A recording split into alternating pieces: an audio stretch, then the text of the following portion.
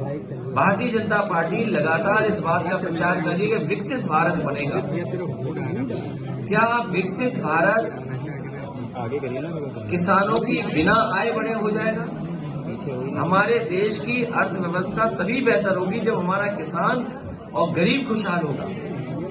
BJP के लोगों ने कहा कि किसान की आय दोगुनी करेंगे, लेकिन आज दिल्ली के 10 साल पूरे हो गए हैं और उत्तर प्रदेश की सरकार के लगभग 7 साल पूरे हो जाएंगे, लेकिन किसान की आय दोगुनी नहीं हुई है।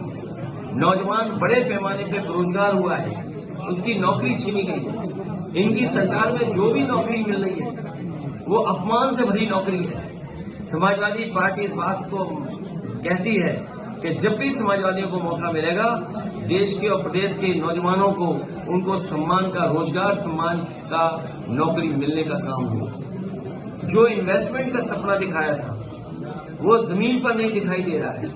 40 लाख करोड़ का सपना दिखाया, एमओयू साइन हुए, अब तो दूसरे प्रदेश के लोग भी एमओयू कराने लगे हैं। हाल ही में तमिलनाडु में देश के प्रधानमंत्री गए, देश के बड़े उद्योग मंत्री गए, वहां भी एमओयू हो गए।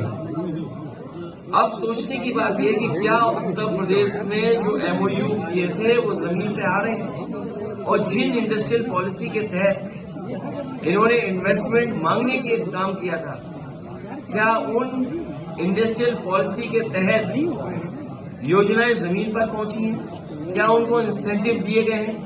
जब बजट में इंसेंटिव का पैसा नहीं था या इंसेंटिव के लिए कोई बजट नहीं था, तो फिर इन्वेस्टमेंट क्या आया है? कानून व्यवस्था पूरी ध्वस्त हो चुकी है और उत्तर प्रदेश ने ऐसी लूट कभी नहीं देखी होगी।